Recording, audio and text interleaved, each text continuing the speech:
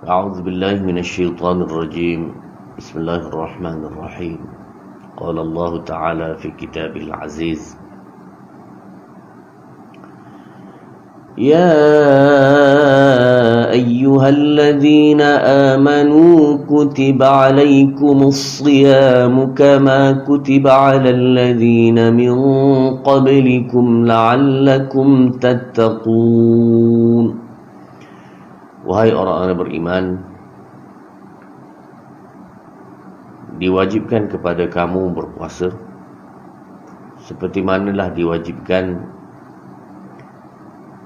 kepada orang-orang sebelum kamu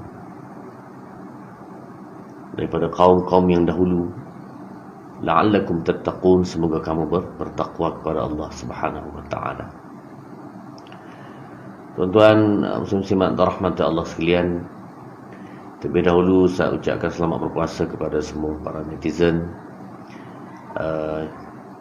Dan tazkirah ini juga adalah anjuran daripada pihak Ikmal, iaitu alumni Persatuan Sekolah Menengah Agama Persekutuan Labu Negeri Sembilan, yang Ustaz berada di sana pada tahun 86 sehinggalah tahun 90.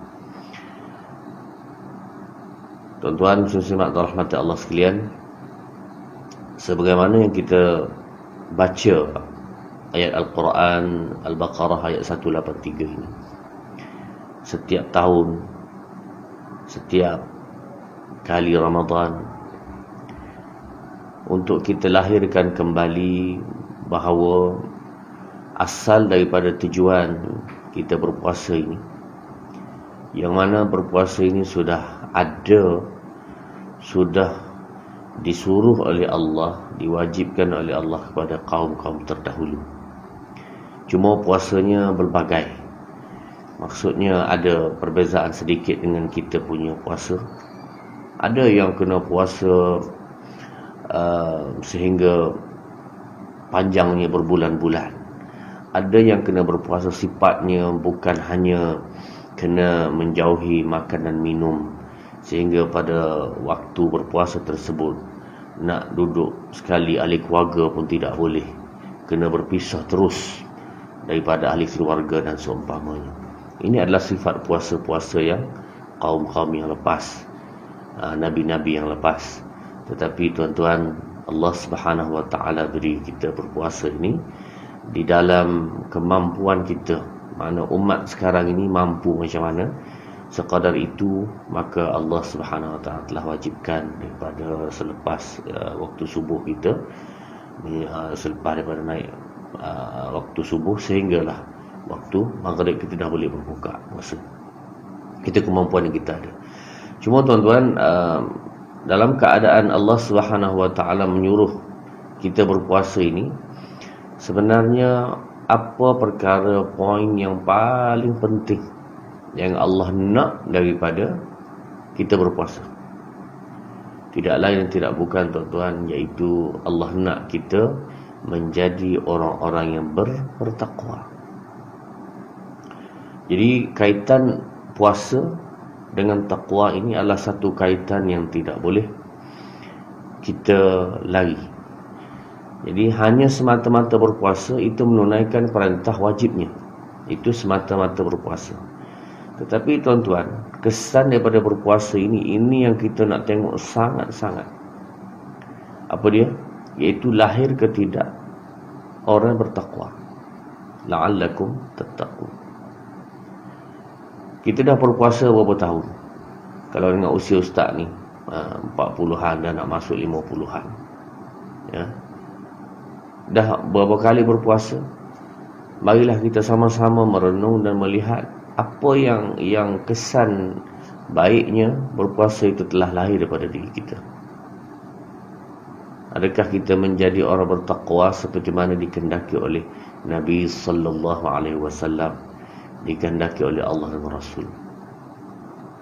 Tuan-tuan, bila sebut takwa ini, istilah yang paling mudah ialah imtithalu awamirillah wajtinabu nawahi, iaitu ikut segala yang Allah suruh tinggal segala Allah larang. Itu takwa. Kenapa tak buat ini? Kerana Allah larang. Kenapa buat ini? Kerana Allah suruh. Jadi alasan buat atau tidak buat ini adalah berkait dengan Allah. Allah suruh, Allah larang. Itu makna takwa yang paling mudah. Jadi apabila kita teliti lebih lanjut makna takwa ini, tuan-tuan, maka kita nak lihat takwa ini sebenarnya dia ada daripada semua sudut kehidupan kita. Sebab bila sebut Islam, yang kita belajar di sekolah lagi, sekolah labu ke sekolah mana ke, yang kita belajar dulu adalah Islam ini agama yang the way of life. Orang letak jadi satu slogan di belakang kereta. Islam adalah satu agama jalan hidup. Bila sebut jalan hidup, bermaksudnya apa, tuan-tuan? Bermaksudnya ialah Islam ini adalah di dalam ibadat, Islam ini dalam akidah, Islam ini dalam muamalat, urusan yang berkait harta. Islam ini adalah di dalam munakahat. Islam ini adalah muasyarat. Islam ini semua, bilanglah, semua sekali kehidupan itu adalah termasuk di dalam perintah Allah Subhanahu wa ta'ala. Walaupun ada hadis antum a'lamu bi amri dunyakum, kamu lebih tahu tentang urusan dunia kamu, tetapi kena ingat bahawa urusan dunia ini juga ada perkara-perkara yang menjadi kewajipan kita untuk patuh kepada perintah Allah. Sebagai contoh, tuan-tuan, dalam urusan pinjaman bank, dunia tak dunia, itu urusan dunia. Tetapi adakah perlu mentaati perintah Allah di sini? Ya. Kena menjauhi riba. Kena urusan pinjaman tadi adalah mesti tidak ada perkara yang melanggar syariat. Kita kata urusan dunia. Urusan dunia pun ada bahagian-bahagian yang kena tunduk, kena patuh. Kalau urusan dunia, kita katakan dalam muamalat, urusan jual belilah, ya, katakan, ya, kita berjual beli dalam keadaan sekarang musim Covid ini, barang yang sepatutnya kita jual, kita peniaga, kita jual kepada orang ramai, kita ihtikar, kita sembunyi, kita monopoli barang tersebut sehingga habis orang susah nak dapatkan. Beras ke contohnya, gandum ke, gula ke, minyak ke, apa semua, dengan tujuan untuk menaikkan harga tersebut. Maka tuan-tuan, itu urusan dunia sebenarnya. Tetapi Allah Subhanahu wa ta'ala telah beri amaran bagi Nabi sallallahu alaihi wasallam, sifat itu ataupun perbuatan itu dipanggil haram. Jadi walaupun nampaknya urusan dunia, tapi urusan dunia tadi tetap terkait dengan isu atau perkara berkaitan takwa pada bahagian, iaitu muamalatnya, muasyaratnya yang berkaitan urusan-urusan manusia ini juga wajib tunduk dan patuh kepada perintah Allah. Jadi kalau kita telah belajar perkara itu dulu, masa inilah, tuan-tuan, untuk kita beramal itu.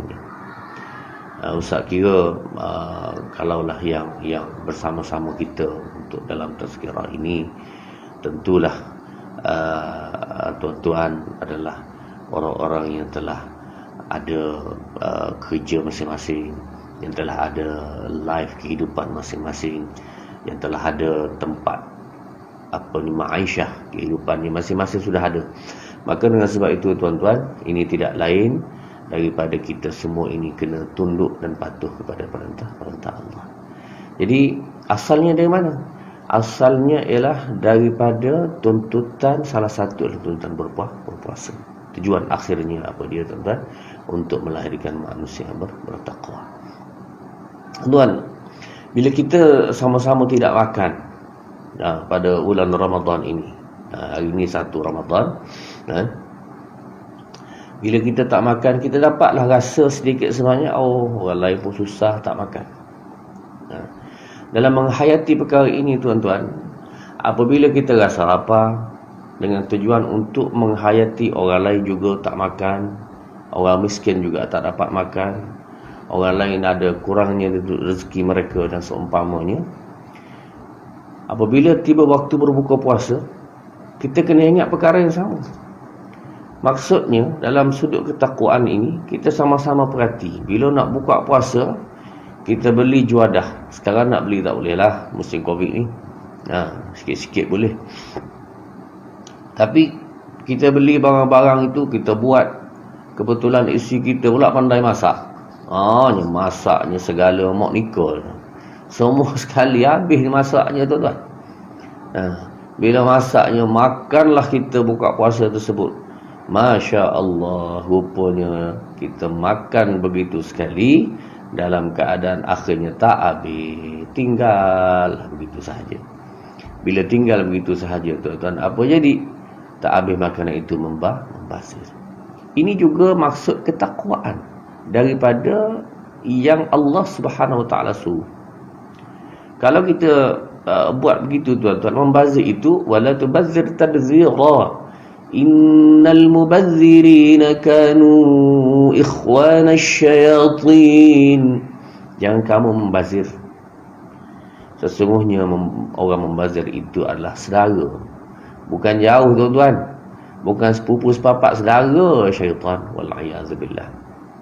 Jadi tuan-tuan, Ustaz Sudi, Ustaz dan tuan-tuan semua, marilah kita sama-sama mengambil ketakwaan daripada sudut ini. Ini kita kata dari sudut makan. Dari sudut makan, dari sudut kita berbuka puasa. Mari kita mengambil ketakwaan daripada sudut yang tersebut. Supaya tahun ini, oleh kerana lebih-lebih lagi tahun ini adalah musim wabak Covid dan seumpamanya ini, semoga-moga Allah jauhkan segeralah Covid ini daripada kita. Allah sembuhkan untuk seluruh rakyat Malaysia dan dunia ini. Dan tuan-tuan, kita bawa lagi ketakwaan itu kepada untuk kita berpada-pada. Nampaknya dalam keadaan sekarang, sepertinya kita tak dapat sama-sama untuk berhari raya di kampung halaman masing-masing. Apa nak buatlah tuan-tuan, walaupun ialah Ustaz pun dah lama tak balik kampung, nak balik kampung, tetapi kalaulah balik kampung itu akan menyebabkan satu gelombang wave yang lain terhadap musim Covid kita ini, maka kita bersabarlah dulu. Semoga-moga Allah pergikan dulu ataupun Allah hapuskan dulu wabak ini. Lepas itu kita baliklah tuan-tuan. Mudah-mudahan Allah Subhanahu Wa Taala beri kita kegembiraan di bulan Ramadan ini, hari raya. Walaupun kurang sedikit, tapi kita masih berada di dalam kalangan orang-orang yang Allah beri kebaikan dan kesihatan, insya-Allah. Baik, tuan-tuan muslim-muslimat rahmat Allah sekalian. Jadi kembali kita kepada takwa tadi, ya. Kalau sebut takwa dari sudut, selalunya orang melihat takwa ini ialah dia baca Quran, dia sembahyang, dia berzikir, dia puasa. Dari sudut amal ibadat yang khusus itu kita kata betul. Dan tuan-tuan, perlu diingat bahawa amalan-amalan khusus ini di dalam perkara mengenai salat, Allah menyebutkan tentang Nabi SAW menyebutkan satu hadis, awwalu ma yuhasabu bil 'abdu yaumal qiyamah as-salah. Benda pertama yang Allah akan semak, akan tanya di akhirat kelak ialah sembahyang. Nombor satu sembahyang.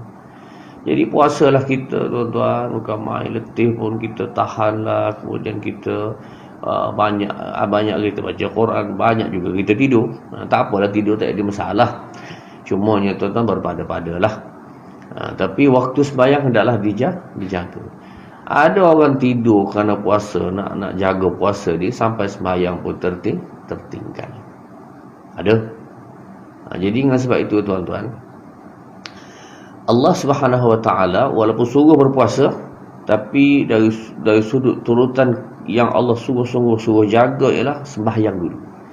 Dan ini adalah merupakan perkara yang Allah tanya pertama-tamanya kepada kita. Awwalu ma yuhasabu bihil 'abdu yaumal qiyamah as-salat. Nombor satu adalah sembahyang.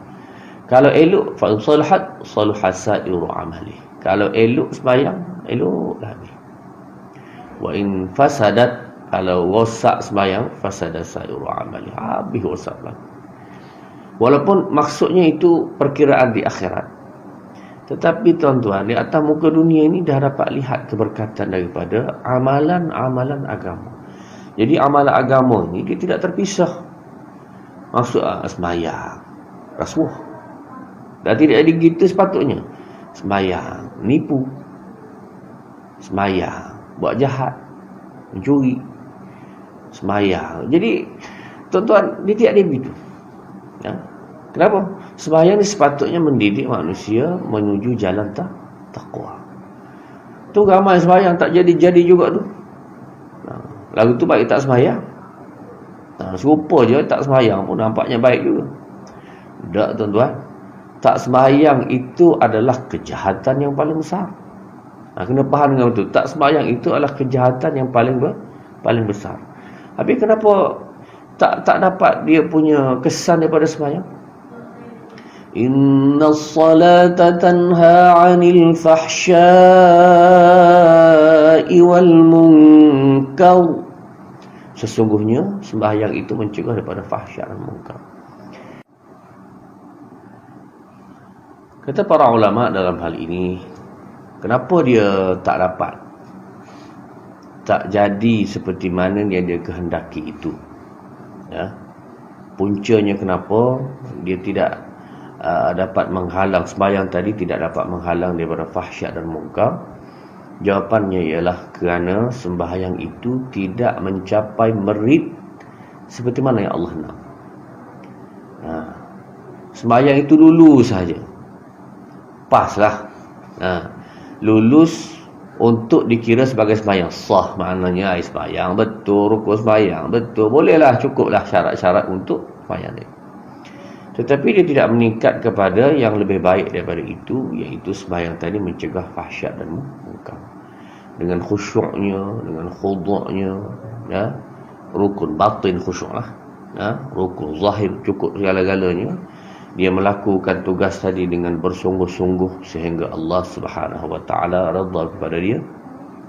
Maka yang ini, tuan-tuan, yang kita panggil sebagai salat, yang mana Allah Subhanahu wa taala nak, yang daripada situ akhirnya akan memberi natijah la'allakum tattaqun, iaitu jadi orang-orang yang bertakwa.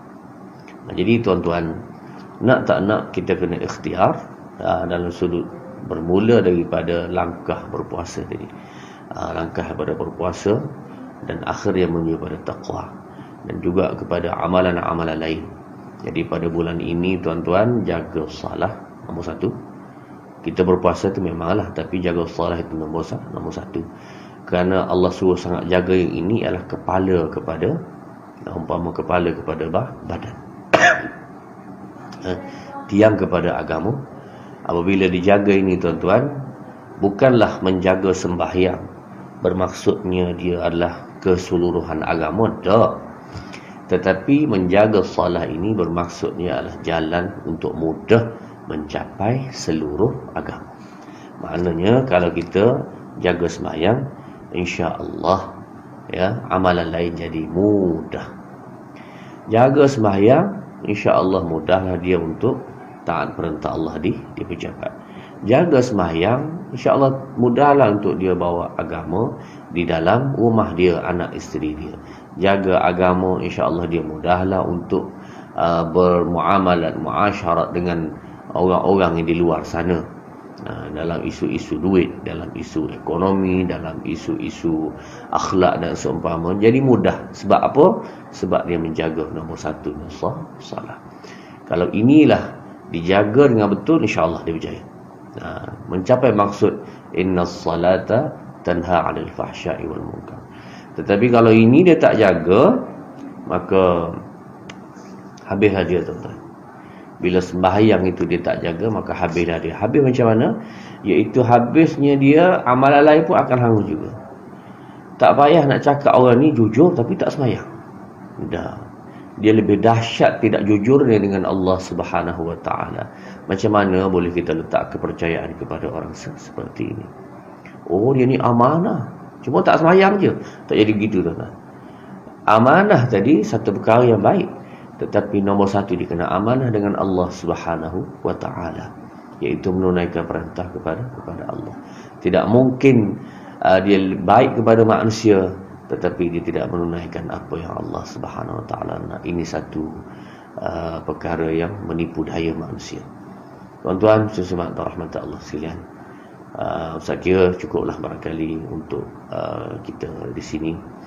Mudah-mudahan pertemuan kita pada hari yang puasa yang pertama ini akan beri kebaikan. Ustaz doakan semua daripada, khususnya daripada alumni SMAP Labu, Sekolah Menengah Agama Persekolahan Labu. Mudah-mudahan berada siru ala barakatillah, berjalanlah kita di atas keberkatan dan jalan yang Allah Subhanahu Wa Taala suka. Kita dapat kebaikan di dunia dan bahagia di akhirat insya-Allah. Selamat berpuasa dan selamat hari raya. Aqul qawli hadza wa astaghfirullahal azim li wa lakum.